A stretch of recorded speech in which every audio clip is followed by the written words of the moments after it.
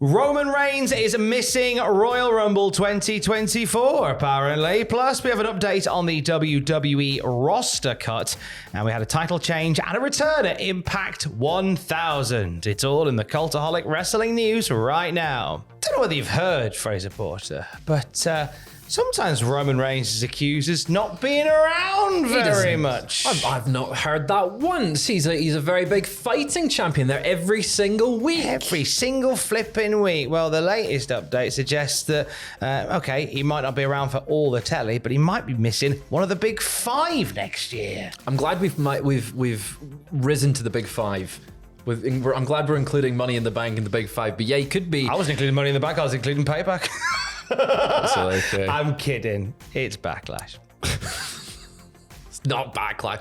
Roman Reigns Superstar Spectacle might be missing Royal Rumble next year in January. That's quite a big show for him to be missing. It's one that, yeah, as you said, it's part of the big five, definitely the big four. It's one of the biggest shows of the year. It's one of those shows that even if you're a casual fan, you're watching it. Like, I know folks that don't watch wrestling at all, and they're tuning in for the Royal Rumble. So potentially to have Roman Reigns not in any advertising for the show, for him not to be on the show, and currently, as we've seen, there's no sort of plans for him to be there right now that we've heard anyway.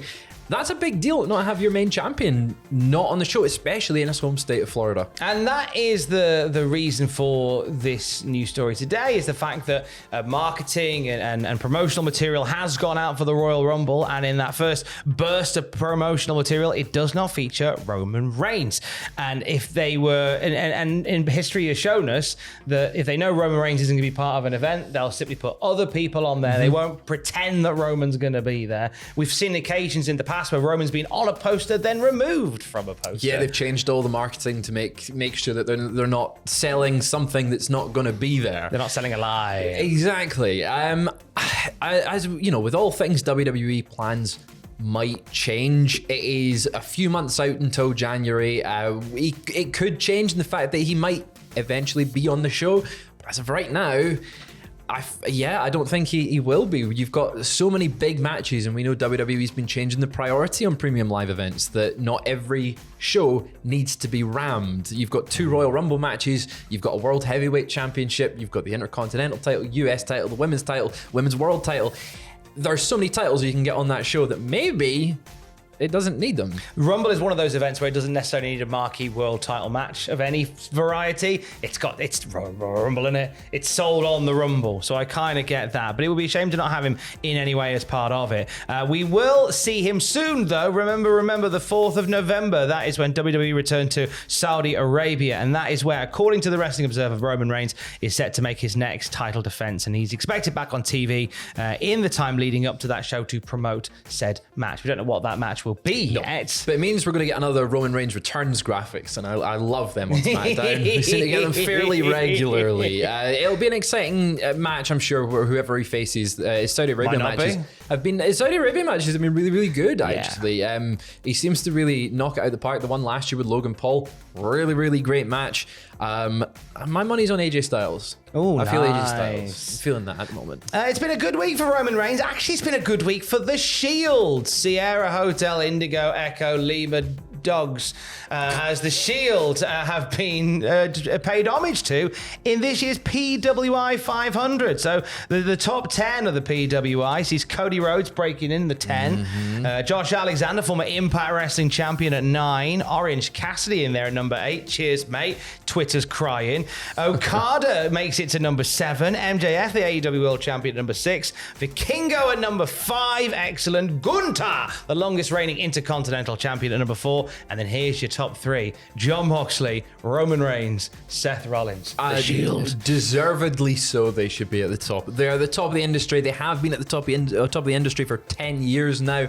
Over 10 years. Seth Rollins taking the top spot. It's not really a surprise. He's had one hell of a year winning that World Heavyweight Championship. Roman Reigns has had his title for so long. You kind of expect him in that top 3 area. And Jon Moxley is the heart and soul of AEW. He is Mr. AEW, so I'm not surprised that he's got the top within the top 3 as well. The top 10 is looking pretty damn good. It's a strong number. In fact, it's a series of celebrations in this year's PWI. Masha Slamovich from Impact Wrestling, ranking the highest female performer ever ranked in the PWI 500, taking the number 15 slot. She's had an impressive 12 months, not just as part of Impact Wrestling, but taking over the independent scene landscape as well. Masha's brilliant. Loads of time for Slamovich. But also, and I love this, and you should tell this story, Cody Rhodes' sister is livid with the PWI 500. Yeah, it is indeed. She said, when is their comedy set? Because these jokes and falling up with someone at PWI has a beef with someone in the family, and it's really ugly on their end. So that's why I care. There are lucky certain people take the high road because it's cancelable. It's a kayfabe list. Yes, it is. It is indeed a kayfabe list. And I want to point out that Teal Rhodes, Cody's sister's comments, are very tongue-in-cheek.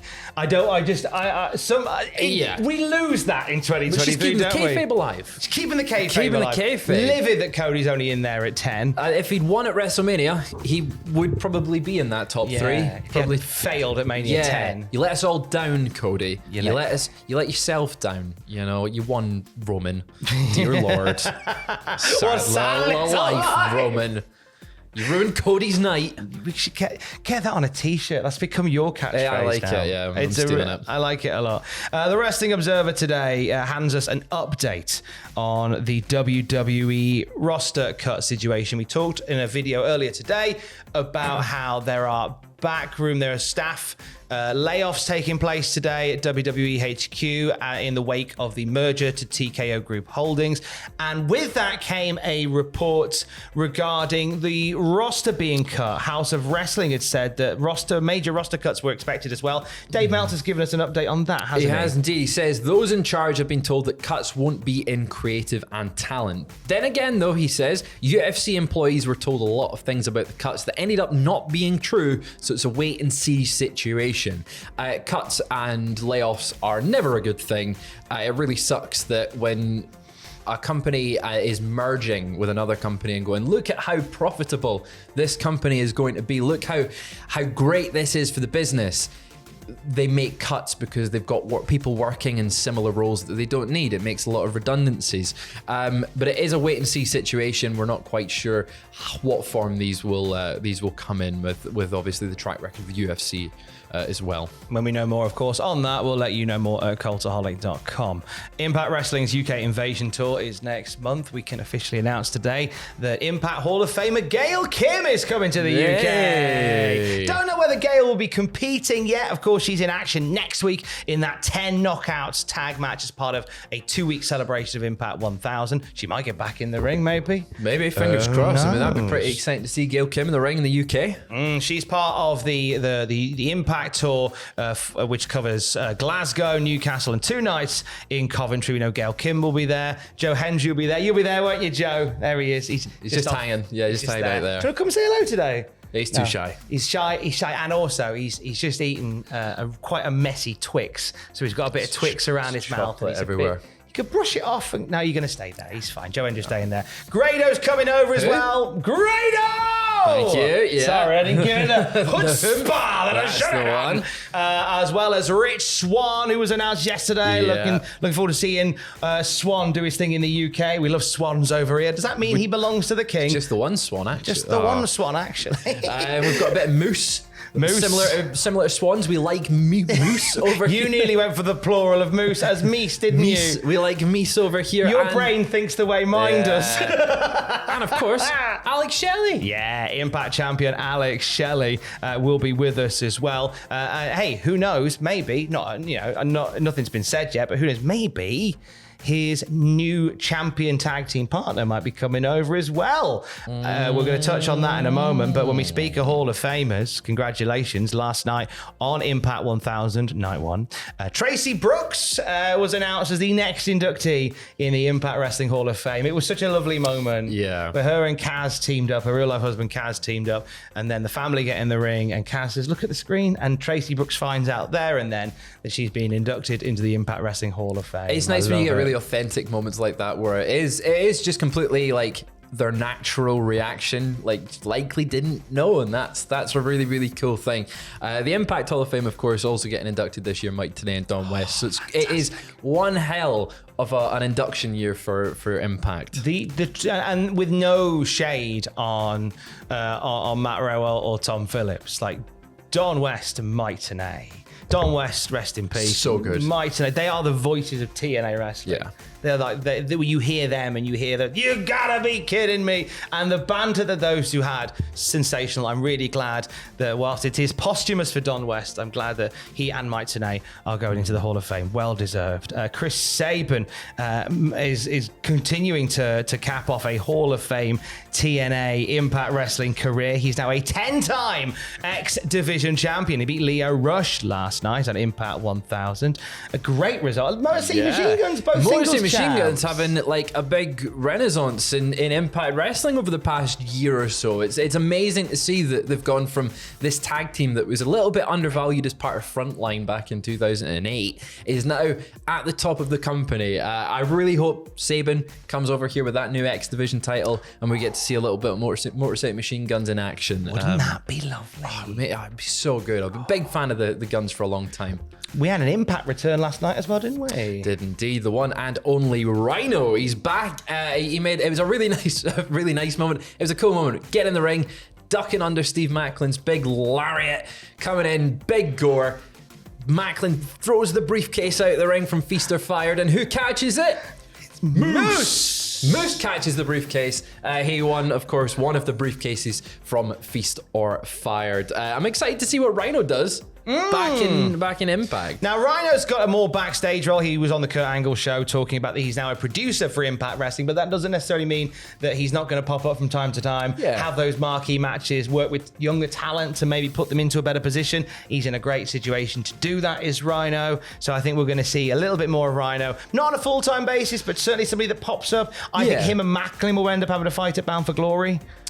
I think that's a good shout. Big beefy boys just smacking each other. It's crazy that Rhino, he can still go really, really well, and he's been going for a long time.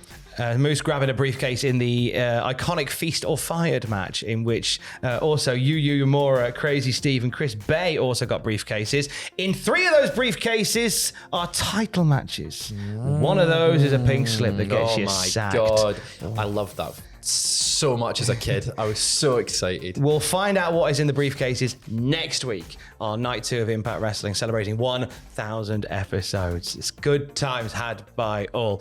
Check out on the YouTube channel later today. Obviously, the podcast is back. It's Matthew, Jack, and Ross all back together. One happy family going through the big wrestling news this week, the mailbag, and a bit of Reese's Pieces as well. What's happening with you over the weekend? Have you got anything to plug at the moment? Check out the news tomorrow. There you go. You're on the news. See you on the news tomorrow. I might stream this weekend, so keep an eye out. Missing it today, maybe this weekend. Twitch.tv/Cultaholic. See that lovely face. Twitch streaming for your pleasure or ours. And we'll have the latest wrestling news throughout the day. Cultaholic.com. Stay safe. Love you. Bye.